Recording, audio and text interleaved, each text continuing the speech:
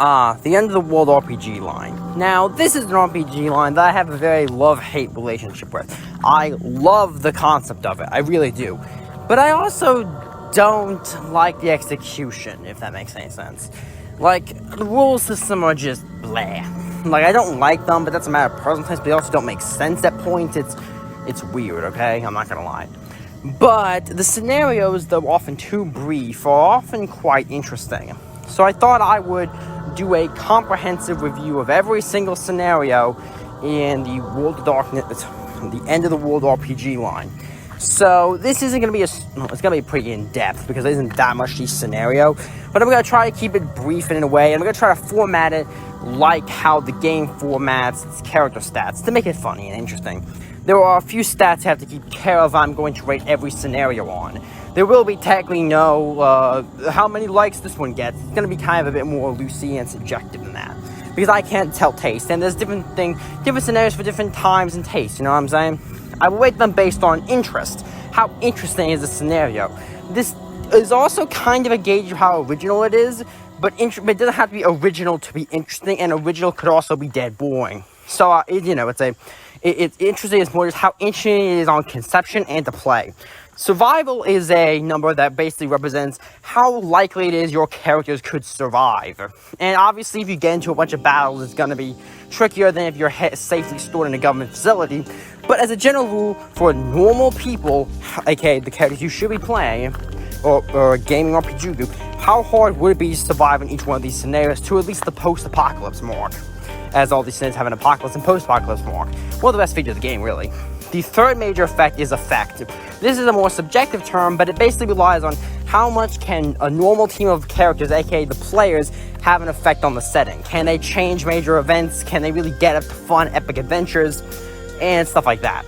So I'm going to keep it so that's basically like, if you want your players to be able to have a big effect on the game world, pick scenarios with a higher effect number.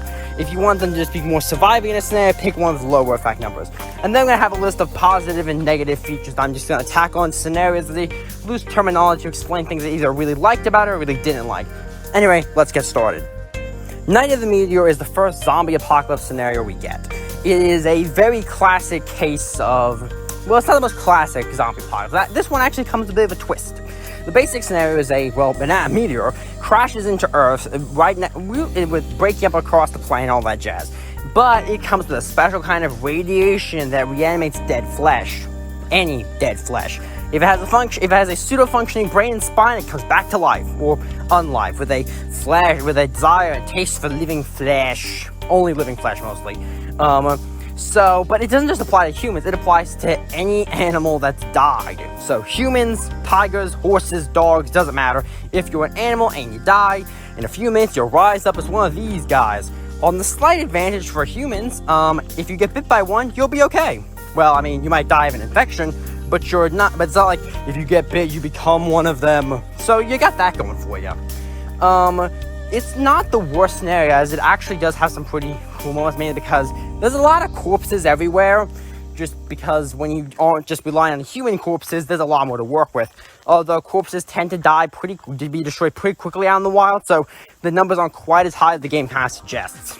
The post-apocalypse version is that after society falls apart a bit for a bit, then this new company called Eden shows up with the cure for the radiation. And basically, since all the governments owe them a tremendous amount of money because of high prices, the Eden company / its leader is able to take over the entire world, basically. And that's kind of the scenario. Some general stats. Interest was a 2. It's slightly above generic zombie because it has like different animals to play with, which slightly leave the fact that slow-moving, rotting corpses aren't that terrifying. I mean, they're terrifying, but not that effective at killing off humanity. But it's still only a little bit. Survival is a 5. Once again, it's not technically super easy to survive because of the nature of it spawning everywhere, and, well, getting jumped by a few undead tigers is going to kill you pretty quickly, or bears or whatever. But overall, if you're clever, smart, and, just have some weapons on, you know what's going on pretty quickly, you will probably survive this, especially because the radiation does get cured in the canon. So effect is a 4, actually. The game openly suggests trying to kill the corp leader, and honestly, I don't know why that hasn't happened yet. But yeah, if you want to bring down the evil Eden Corp across the world, just be prepared to assassinate its leader, who luckily is a very mortal human. Let's go on to some points. plus 4 is different foes. Once again, adding varieties of more than just human zombies really livens up the setting. At least it adds more than just generic hordes of ever-increasing numbers. Of course, you could also add with different zombie types, but that's not really exploring the game too much.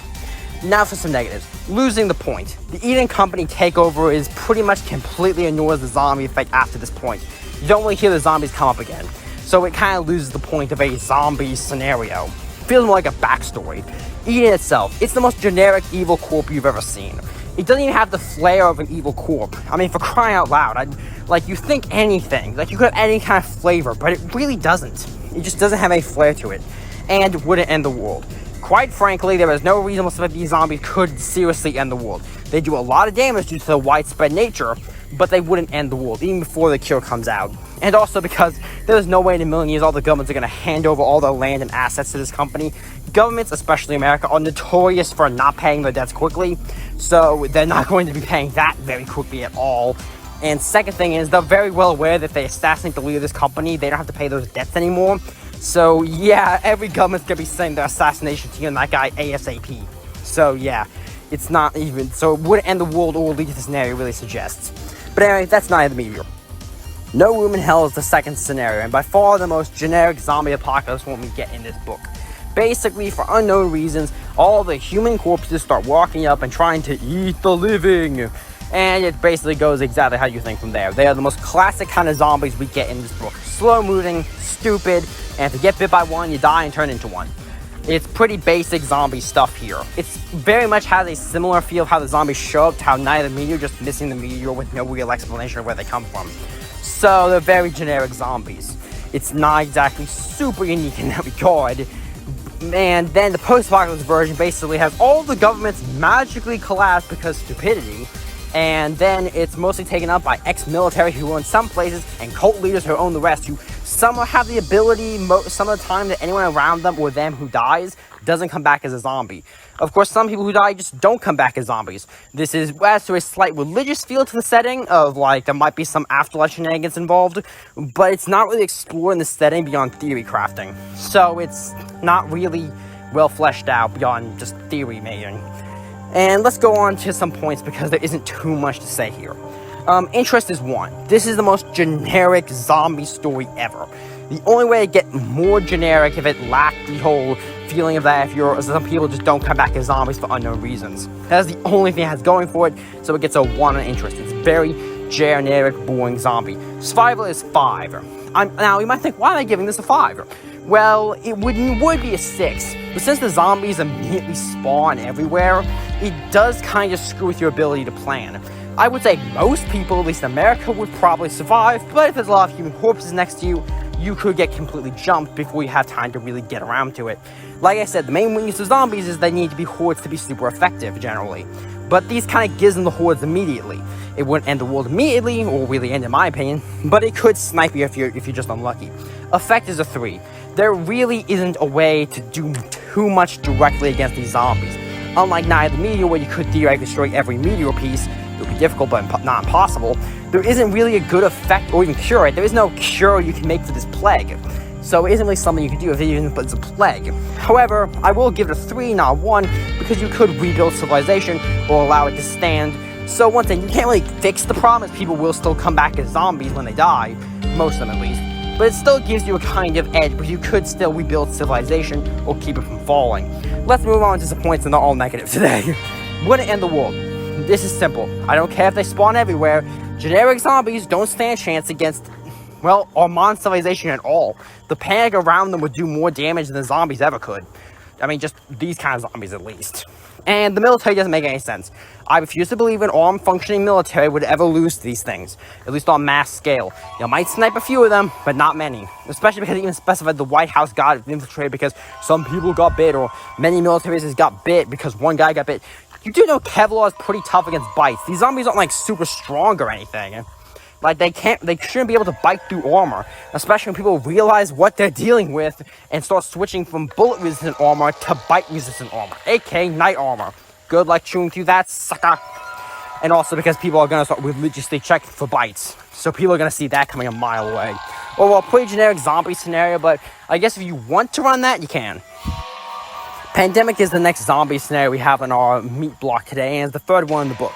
Pandemic is basically the 28-day style zombie, or fast zombies, or if you're cool and hip, Left 4 Dead zombies.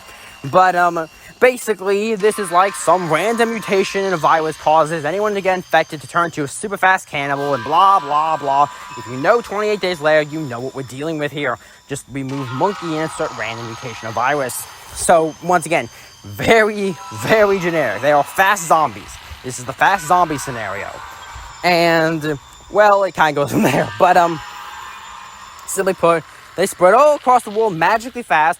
Don't ask me how a virus that turns people within 4 hours at most, generally speaking, 4 hours at most, that starts in mainland America, is able to spread all across the world when people would very quickly pick on what's going on here, and the zombies do not have the intelligence nor pack structure to be able to effectively move across continents, let alone, anything. It just doesn't make sense. And the post-apocalypse scenario is society collapses, it's all a bunch of bankers and, not bankers, gangers and raiders and gang warfare and blah, yada, da, you know the drill.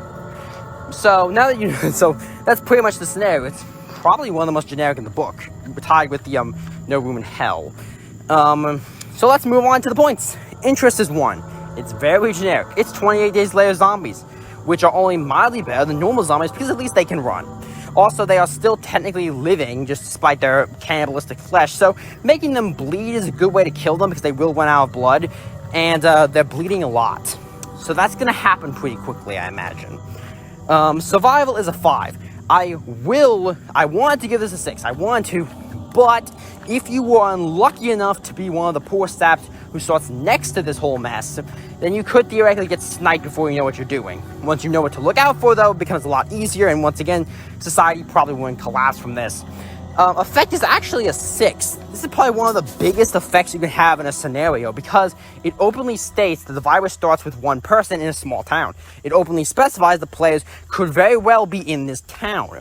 Therefore, and since the game openly suggests that players bring their knowledge of zombie lore into their characters, it's entirely plausible that if the players pick up on what's going on, they might kill the zombie infection when it's only a few people before it has time to become a real problem. So it's entirely possible that the players, depending on how you run this, could literally snipe the apocalypse. Now that could be actually a really cool time travel scenario of going back in time and easily sniping this problem.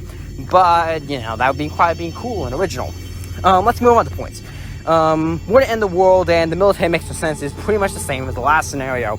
They just simply wouldn't have the firepower to end it. They are at least fast this time. But still, the military, running naked into armed gunfire has not been an effective military strategy since, ever really. Unless you have, such a high number advantage. But even then, the Soviets had to pay that cost the hard way, and at least some of them had guns. But we do have a few positives. Zombies can't hurt. See, I mostly specify that zombies are only terribly effective in high horde numbers, but fast zombies do slightly mess with this equation. If your players are unprepared or in a bad situation, you could get sniped by one of these guys. I'm not gonna lie about that. So, I will say it has slightly more potential, because at least the zombies can hurt. They aren't likely to end the world, but if you get caught off guard or in a bad situation, you might be very well screwed. And gang warfare. Gang warfare, Mad Max style, is always going to be fun, always has been fun, and always will be fun, and that's why I shall be known as Great Will, the Techno-Barbarian King, should society ever collapse. But anyway, that's the pandemic scenario. Let's move on. It ends with a whisper is the fourth scenario of the zombie book, as I've previously mentioned, and is by far my favorite in the book, and I'm not even going to try to lie to you in the pretense. The basic premise is a bunch of voodoo practices who are a note in this book, more based on the Hollywood interpretation rather than anything real-life based, so take any moral quandaries about this and please throw it in the garbage, because we're going to have a fun time here. Anyway, the voodoo practices are like, you know what, screw modern society and technology and mothers not dying in childbirth. We want to live in a world filled with people who eat dirt and live like cavemen, except we're in charge. I'm starting to think I see why they want this. But anyway, so their major Giga Chad plan is to mind control pretty much anyone using a vague system, and basically then they use them as puppets to help not only sabotage relief efforts to try to stop them or military efforts to fight them, but also so they can raise zombies by killing people. Basically, either the possessed people or the voodoo practices themselves can actually raise recently deceased corpses to serve as them as an undead serum, and these are very much generic zombies, like from the second scenario. They even have the whole, if you get bitten, you become one of them. But I would personally recommend you remove this if you actually run the scenario. I think it's not necessary. It just complicates the scenario. But that's not the point. The point is, so they pretty much wreck society in short order, kind of understandably, because it is kind of intact. That kind of gets around my whole why zombies couldn't win scenario. It actually gets around it, so clever on them. Which leads into the post-apocalypse scenario, where it pretty much, well, the voodoo practice is getting more powerful as more people convert to their way of life and, eating mud and dying during childbirth or easily preventable diseases, because their magic apparently doesn't cover that. But the ex-military people / technology guys are like, you know what, screw that, we're going to keep fighting, and they're actually able to recruit some of the voodoo practices who, aren't entirely horrible people to their side, who can make them googritzes? I can't say it right, so I'm just going to call it the talismans. The talismans who make you immune to becoming possessed and becoming a zombie. So, pretty cool. So this actually gives the technology people a fighting chance back, since, they don't have to wear their commanders becoming possessed anymore. Or at least it's a lot harder, because it is technically immune as long as you wear it kind of thing. So that gives them a pretty good edge. So it becomes this cool scenario. Anyway, let's move on to the points of this scenario. Interest is 4. It has the highest interest rate, in my opinion, of any of the zombie apocalypse scenarios. It is a truly fun ride, and honestly, I just have to love it. I really do. Like, it's very bare bones. It needs a lot of work if you really want to run the campaign, but it's incredibly fun. Like, at least it has cool conceptions. At least I think so, at least. Survival is a 4. This scenario isn't technically the hardest to survive. I'll get into that later. But it does have more challenge than the others, because due to the mixture of possessed, normal zombies, society breaking down completely, and the vague other magic that the voodoo people have, it does get a bit more challenging, especially when it goes into full faction warfare. And you have an effective rating of 3 in this scenario. You can't really stop the magic possession very easily. I mean, you can theoretically kill every voodoo practice, and that is theoretically possible, but it's not something your players are going to likely be able to do. But there is effect you can do. You can save compounds for your side. You can, destroy enemy bases, get involved in fights, save people you care about, find googritzes to keep yourself safe. So there's a lot you can do. You just can't really affect the world on a directly global scale unless you become, commander of the resistance or something. And let's move on to points then. Points. Cool foes. This is pretty objective. Having 2 different types of zombies and then magic users makes it a really fun mix that easily makes it one of the most diverse sets of enemies in the entire scenario book we got here. There is one point negative here of magic is undefined, which technically GM could make up whatever he wants, and that's fine. But it does hurt the scenarios. I don't know what these voodoo practices are supposed to be capable of outside the whole possession zombie thing. And especially because it says they get more powerful as the scenario goes on, but we don't know what that means. Can they cast Fireball or not, is the real questions I must ask. But let's get back to positives. 3 factions are really cool. Well, the third faction is technically just people who don't pick a side, but that's still kind of a faction in their own right. And it makes the scenario interesting as you have this whole 2-faction warfare, where your players could easily side with one or the other, although I assume probably the military / technology guys. But once again, it creates this cool dynamic where each side has their own powers, strengths, and weaknesses. Even the magic users on the technology side are slightly weaker because they don't have the mass connections that the other ones do. But it creates this cool balance. At least I think so. And action missions. Instead of just being, oh no, we have to run from the infected. It's like, we're gonna go into the infected compound and we're gonna blow them to kingdom come, baby. Your players can easily get to a lot of cool action commando missions. And honestly, that's objectively fun to find enemies. It's too bad this doesn't really support rules-wise, but it's cool on conception. It makes this a great scenario. Always a cool one. Under the Skin is the last scenario in the zombie apocalypse book. It is kind of the ultimate zombie apocalypse in a way. Anyway, a parasite that's discovered underneath the earth that's thought to be long dead has the ability to possess pretty much any living creature, and it quite rapidly replicates inside of them, and its hunger for flesh slowly consumes any living creature to basically consume flesh as its mind slowly deteriorates in order to spread the parasite. And these guys don't mess around. They can infect anything. Living persons, water, food, air. Well, not air. But anything else, it's game. And they get enough of them, they can really merge into giant hordes and just start absorbing / infecting you. So yeah, a bit of a doozy. Especially because they hide so long, well, at least at first, that there isn't too much you can do about it directly. In fact, the post-apocalypse part of the scenario begins with all the governments of the world being like, screw the planet, and taking all the uninfected people they can get their hands on, putting them in giant underground bunkers, and then nuking the surface so nothing survives. And it seems to work, probably, mostly. But also the conditions on the ground are terrible and very authoritarian. Democracy is dead, fascism is in, and it's somewhat implied / stated that the governments released the parasite on purpose so they could control everything. It's not technically confirmed, but it is heavily implied. So yeah, I'm not sure where you're really supposed to go from here. The surface is blasted, and the government has way too much. The world government has way too much power to fight directly, so you're kind of screwed. I'm not gonna lie. Your best shot would be going out to the surface and hoping those parasites didn't survive, probably. Let's move on to the point. Interest 3. This is slightly lower. This is lower than, say, other scenarios that have even really bad endings like this. But just because there isn't too much you can do. But it's so objectively horrifying that I have to give it a higher interest, because it is horrifying as it gets around a lot of the problems that most zombie apocalypses have. So yeah, I gotta give it credit what it's worth. Survival is 2. It is theoretically possible to survive this scenario, like say if you end up in a bunker and feel like you want to live in a totalitarian wasteland. But it's so low as your chances of getting infected or nuked or dying in the slave pits are so high that I can't. It's not the worst scenario theoretically, as a lot of people do make it to the bunkers, but is that really a life worth living? And then there's effect. The effect score was 1. There is basically jack you can do, as pretty much once it's set into motion, there isn't much you can do. It isn't even like the pandemic scenario, because it's not exactly like you just shoot the first 3 infected and be done with it. So you're kind of screwed. Let's move on to the points.